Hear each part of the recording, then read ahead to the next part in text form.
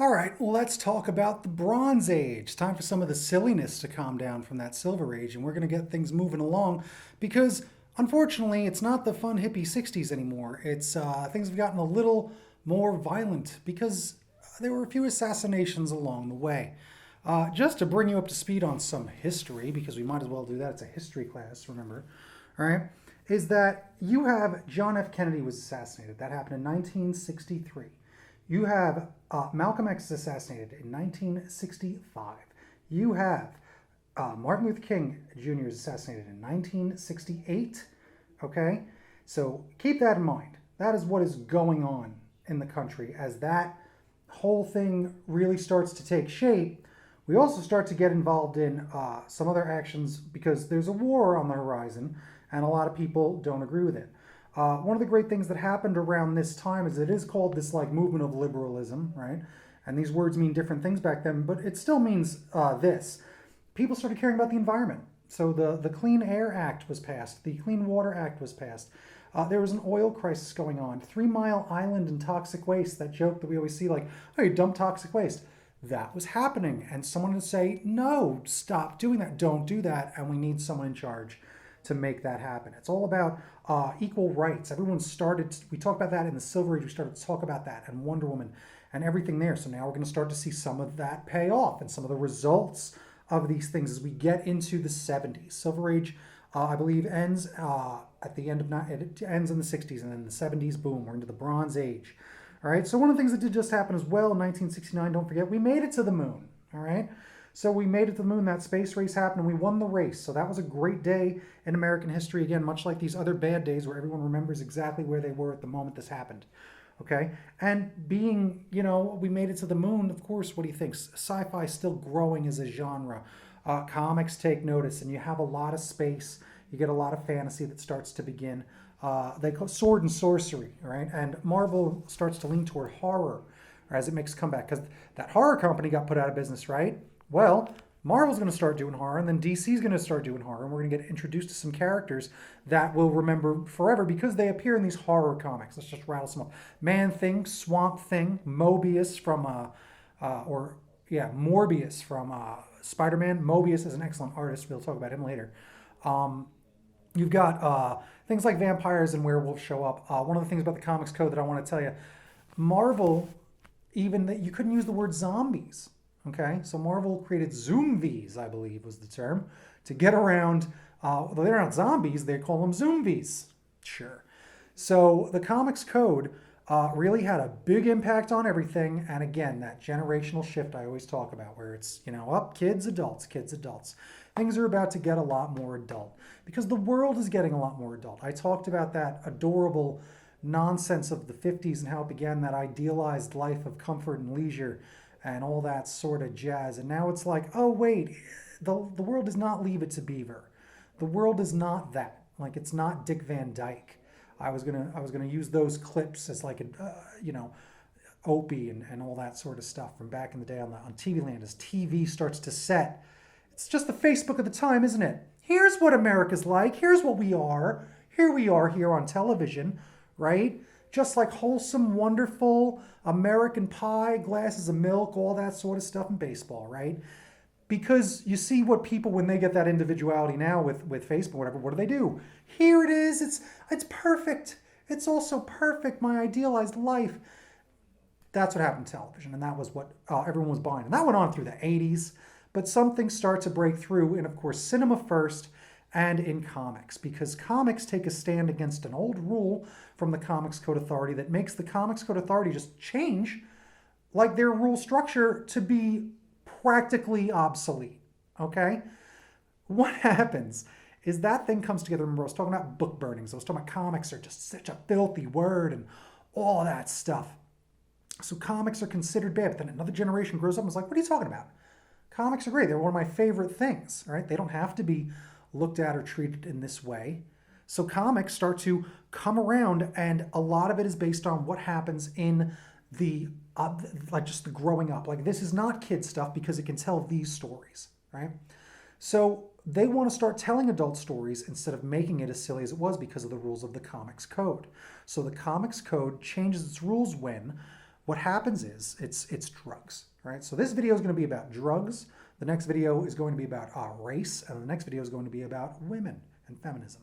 That is this series of the Bronze Age. That's what you're in for, so strap in, all right? Because it gets really adult, and it starts with drug use. Drug use was never allowed to be shown in comics because of the Comics Code. Comics Code said that you cannot depict any sort of drug use. It was like, unlike crime. Crime, it's like you can show crime, but it always has to be admonished. It can never be looked upon as good. That's the idea. You can't show like, hey, I murdered her, and then it all worked out. Like, that's not how it works in crime comics. Crime comics, or all these comics, it's I did a bad deed and I always pay the price, right? That was a rule. That was a rule. You have to respect authority. Batman and the cops get along.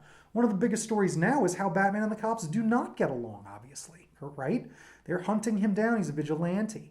That's some of the difference there too. This adorable time when you loved your police officers and your, you know, the crossing guard and all this neighborhood stuff, where people just were a lot more lax in that sort of thing. And they also let their kids run around. See, because a lot of latchkey kids, it's called. And that's what they were blaming that juvenile delinquency on.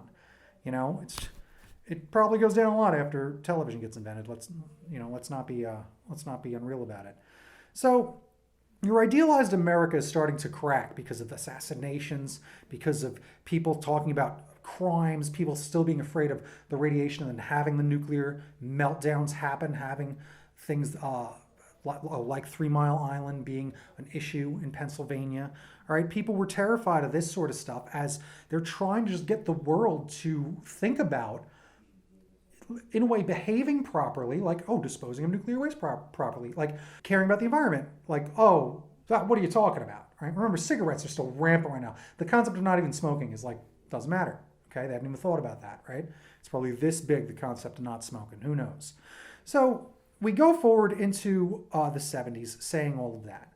One of the biggest things, and I touched upon it in a previous demo video, I think, that really infers the time and how much things change, is New York City as Marvel's superheroes all live in New York City. We all know. So do the creators. And New York City was going through a crime wave and a real bad problem. I was talking about in another video about New York being pimps and hookers and peep shows and pornography in Times Square. You know, this thing that is now the Disney store, you know, and the M&M shop in Times Square. It was disgusting. Graffiti everywhere. Again, not cool art graffiti, just gangs and tags and trash and just making a mess and filth, right? It really was that, and it was also dangerous. So all these Marvel creators had to do that. They lived in these neighborhoods. They lived in these slums, poverty slums. There was a big problem with that. It was going on. Urban poverty is a huge dilemma, and it leads to the creation of certain superheroes, and it leads to the creation of certain issues that they start to tackle, and drugs obviously being the one. So Marvel gets contacted to please make a comic about drugs and drug use, to show that drug use is horrible because it's on the rise, and it's not what it, you know, it's probably getting a little more heavy, if that's the term. You know, I'm sure marijuana existed back at Woodstock, right? But the stuff that they're talking about involves needles and involves cocaine and things like that. It's a little more heavier, right? Specifically, DC talks about that. Marvel decides that they're going to tell this story, but they don't want to tell it like, you know, don't do drugs, kids, like Captain America says, drugs are bad, right? Because that doesn't work. Because that's the thing, is Stan Lee's kind of hip. You know, he knows, in fact, that's lame. Remember, he's younger, right? So he's like, I'm not just going to make one of those. I don't want to see that. So he goes ahead and just has this happen in a Spider-Man story where someone's on drugs, and it puts them in a really dangerous situation. And I believe they fall off a roof. And then Spider-Man is obviously just thinking to himself like he's always done. Man, if I could just get the word out about drugs, like I just wish people knew. And he just does the same thing, like where he's like, I don't know a cool way to do this. Like, it's just so hard to get people to care about this terrifying thing, you know? And that was a good job. The Comics Code said, no, you can't make this comic. It depicts drug use. And it gets to the point of like, this is an anti-drugs statement that will be good for kids and good for people to learn. No. Breaks the rules. Uh-oh. Well, you know what? We're going to make this book anyway, and we're not going to put that little stamp in the corner, right? What happens because of that? Nothing. There were no repercussions. Everyone was so delighted they made this book. Nobody noticed that that wasn't there. This continues to happen later on, way in the future. But DC notices this and immediately addresses drugs. So they have a great book I'm going to talk about in another video called Green Lantern, Green Arrow. They team up the Green Lantern, Space Cop, Green Lantern, the most powerful weapon in the universe, and Green Arrow. All right, Green Arrow has the origin a little bit. Green Arrow has the origin a little bit of Bruce Wayne, where he's rich and has all that going on. But he is super, super like hates these Washington fat cats and hates, like he's super liberal, okay? You know, super liberal. Like says at a point to Green Lantern, like Green Lantern's like, hey, I'm just doing this thing. I was just doing my job. Yeah, you know who else has said that? The Nazis. Like he's that sort of like, whoa, what are you talking about? And he's trying to show Green Lantern that he lives in a bubble, all right?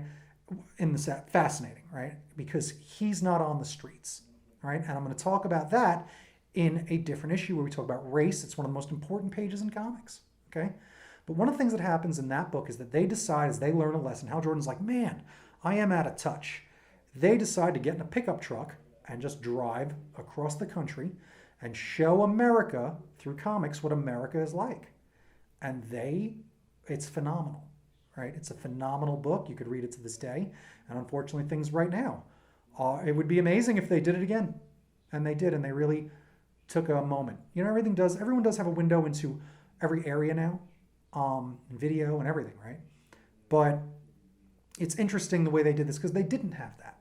Everyone has the stereotype of what they think New York is. As New York's building that stereotype at the time, what the South is, what California is, right? That sort of nonsense.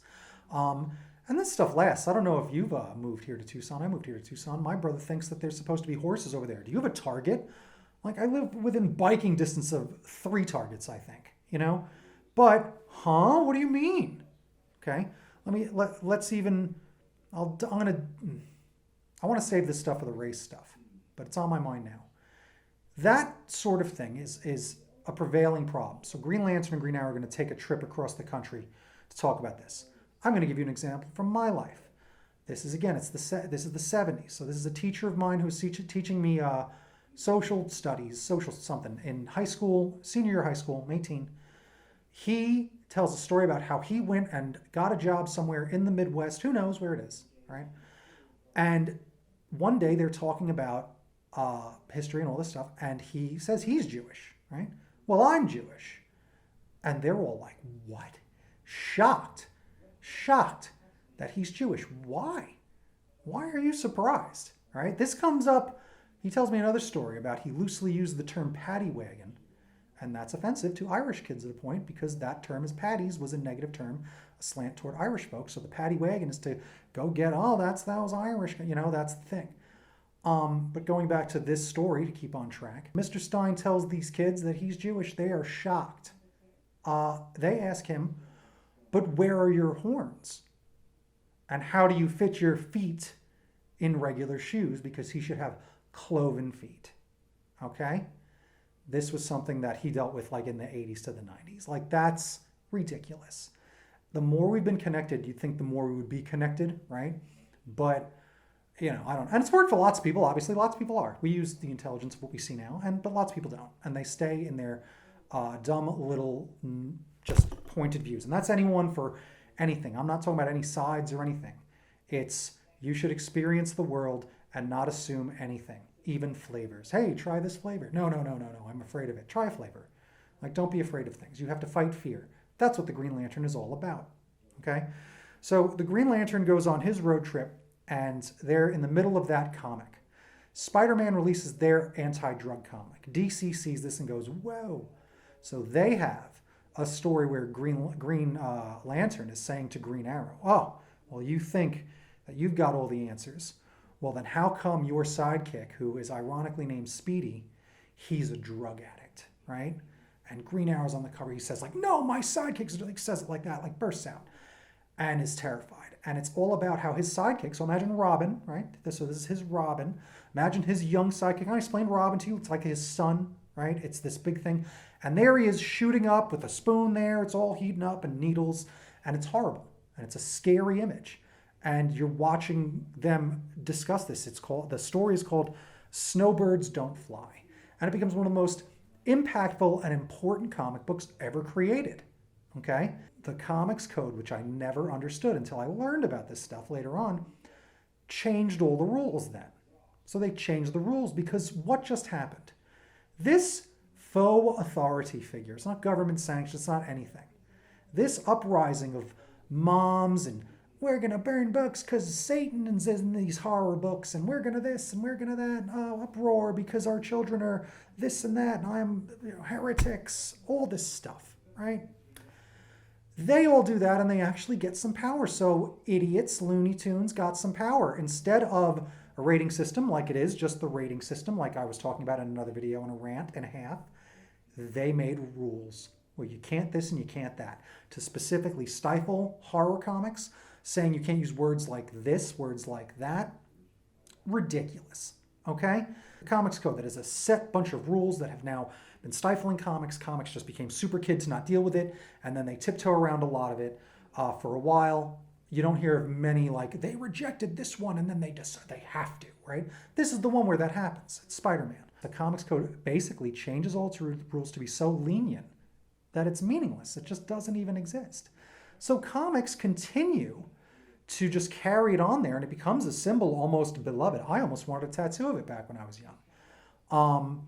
But then realized I want the no sign over it. Like, no to that, because it's just blatant censorship. Which, again, theme of the day is from Bookman's, because remember, censorship, the assassination of an idea. Okay?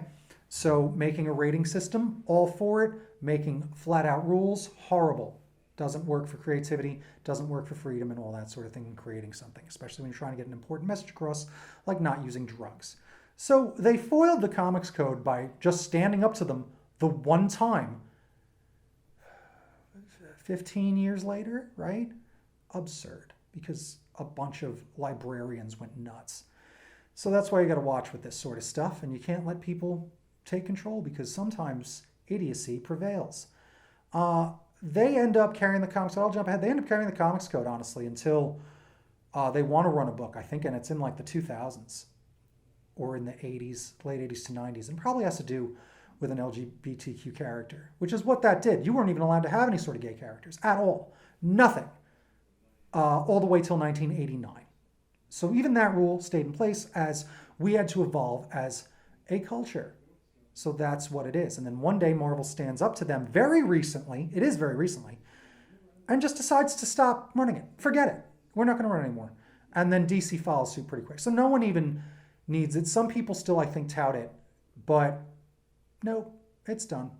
So thank goodness for that, because the Comics Code was based on hate, misunderstanding, a witch hunt, and really it didn't allow the LGBTQ community into comic books openly until apparently the 90s. Yeah, because we talk about North Star. North Star invented in 79 and supposedly might have always had underlying things going there, but they couldn't do anything, so they do it in, I believe, 92. One thing that happens is that Jack Kirby leaves Marvel Comics and goes to DC Comics. He invents the New Gods, all right, and he invents Darkseid within a month of being there, invents the New Gods. Darkseid being the equivalent of their Thanos, which I'm sure all of you must be familiar with by now. We've got, in 1976, a fun thing. Let's just talk about a fun thing for a moment, because the other two topics are really heavy, as we just got through some of the drugs here, and then that ends up being the reason that it proves that the Comics Code is meaningless, all right? And then drug use becomes just random things. Villains are selling drugs, people might, whatever, but and Snowbirds Don't Fly, that story being the amazing story that really does prove something to everyone about how important comics can be and how adult they can be. So we've got that. One of the other things that happens that's phenomenal here is Chris Claremont, if we're naming creators. He starts his run on the X-Men, and that lasts 17 years. He is the writer of the X-Men, and it lasts 17 years. Interesting, right? I always talked about your creator rights, right? Some of you are not or originators of OCs, original characters. Some people just want to grind, okay? A friend of mine, the kid that does my tattoos, like, he's phenomenal, right? And he's a workhorse. It was not as important to him always to be like, I need to get my story and my message out. He's like, I just want to work there and do the work. Like, phenomenal artist. And that's how some of it is. Look at how this worked out, where Chris Claremont gets hired And he does just create the X-Men. Like, gosh, the X-Men must just feel so like his to him. You know? It's got to be absurd, but anything he did, they own. But he does eventually get some credit for some of the characters that get created as the rules change later on for when you create characters. You'll get a partial credit, you know, and I mean monetary compensation. Like they start figuring out that sort of stuff as licensing grows and all this sort of thing. That's all about that. I can't wait to talk about. We'll talk about it more with. Well, talk about more with.